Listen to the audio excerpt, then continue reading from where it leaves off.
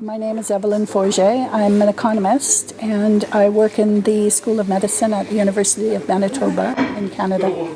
I spend a lot of time working on the relationship between health and poverty, looking at the health outcomes of marginalized populations. And I guess about 10 years ago, maybe a little bit more, I remembered an old basic income project that had taken place in Canada in the mid-1970s. It was actually quite coincidental. I was an undergraduate student at exactly the same time that the Income Project was running, so between 74 and 78.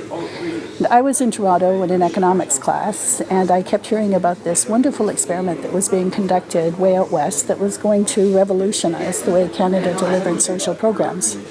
And that was the Income experiment. 78 came, and I graduated, and people stopped talking about Income about the same time. It just sort of fell off the radar. People weren't aware of it, didn't seem to be aware of it anymore. And so I lost track of it, but several years later I got a PhD and got a job in Winnipeg. And when I moved west, I realized that that was actually one of the sites of that experiment. So I always sort of knew that the experiment was there, and I knew that the experiment ran for its full planned course. But the Canadian government, it was actually a cost-shared project, with the province paying 25% of the costs and the federal government paying 75% of the costs. Midway through the experiment, the provincial government changed, and so it lost political support. They continued to pay the money to people, but they didn't provide additional funding for the analysis at the end of it. So boxes and boxes and boxes of data were collected. No analysis was done. And by the time I came to think about this again, about 10 years ago, I thought, well, that data must be there somewhere. So I went looking for it. And just through word of mouth, actually, I told everybody I could think of that I was looking for this data. I looked in all the usual spots, and eventually I discovered that it was under the control of Library and Archives Canada in a warehouse in Winnipeg. And so I actually tracked down 1,800 boxes of data associated with this experiment. And that was really the start of my project. I had 1,800 boxes of paper records, and I knew I couldn't digitize that. There was no way to actually do a statistical analysis on the data that was there. But there was a sort of a lucky accident that happened at the same time. Canada had introduced universal health care, universal health insurance by 1971. And I thought, well, if I could find all of the participants in that experiment in the healthcare data, then I'll be able to find out what the impact is on their health, on their well-being, whether they're hospitalized more or less often, whether their mental health improved. And that's what I was able to do. From the old Income Project, I think there were two real findings. One of them I expected. I sort of knew, I certainly believed, that if you give people a basic income, they'll be healthier. And so it wasn't surprising to me that hospitalizations fell among the people who received a basic income relative to a matched control group. The size of the effect was quite unexpected. It fell 8.5%, which was huge, and the biggest impact was on mental health, which again is not terribly surprising. The other effect that I was able to document was an interesting increase, an interesting bubble in high school completion rates during the period of the Income experiment. And I should take you back in time to that period.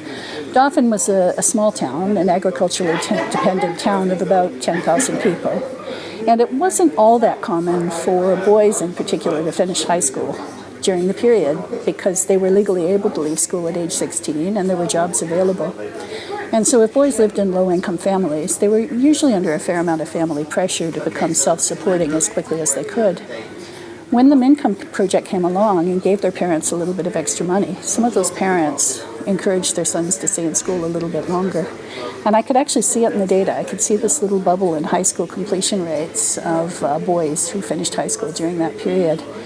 And that just, it actually gives me chills when I think about it, because if you think back to the mid-70s and you think about the differences in somebody's life, somebody who finished high school in the mid-70s and compare their life opportunities with somebody who didn't finish high school, you can see a very different kind of a track, different kinds of opportunities that they would have, different opportunities they could offer their children. The people who left school early to go to work certainly got jobs, but they got jobs in agriculture, they got jobs in manufacturing, and over the last 40 years, those industries have virtually died. The people who finished high school, by contrast, were in much better paying jobs, much more stable jobs, and certainly lived a very different kind of a life. It seems odd to still be looking at data that's 40 years old. I am doing a little bit of it. I have a few students who are looking at some of the sociological surveys. We're looking at things like family functioning and youth attitudes and things like that, but I've mostly moved on to more contemporary projects. I was, for example, involved in the Ontario experiment before it was recently cancelled by a change in government. We have a bit of a history in Canada. We introduce these big experiments and then we don't do any analysis in the case of Mincome. Or in the case of Ontario, we introduce this wonderful experiment and then cancel it before we get to the first anniversary. I'm actually interested in basic income experimentation, but I don't really think that's fundamental. I think what's really interesting is looking at people's attitudes towards basic income and watching as this movement grows in support. I mean, if I look at the Canadian case, for example, the Ontario experiment was cancelled the last week in July, just a month ago. And it was very depressing when that happened, and I thought, well, this is a terrible blow. And instead what's happened is that more Canadians have heard of basic income than ever heard of it before. And when I read the newspapers, I read the Premier saying, oh, this basic income is, it's not a good idea, people should go get jobs, that's the best social policy. But the comments on social media from people are saying, well, wait a minute, the programs we have are not very good, and this basic income thing, I don't know much about, but it sounds like a good idea. And so I think it's opening a window, opening a door, let me say, for basic income and for basic income advocates to introduce the concept a little more broadly and to start a national conversation about basic income in Canada. I think when people think about basic income, when they think about social programs in general, I think we're always tempted to ask ourselves, well, who benefits from that, who gains from that, and who pays for it? And I think that one of the things that we can recognize with basic income is that we all gain from introducing greater economic security for everybody.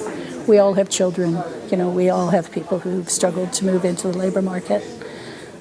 We all can imagine situations where basic income would have made a tremendous difference in our lives. And I think basic income is very positive for that very reason.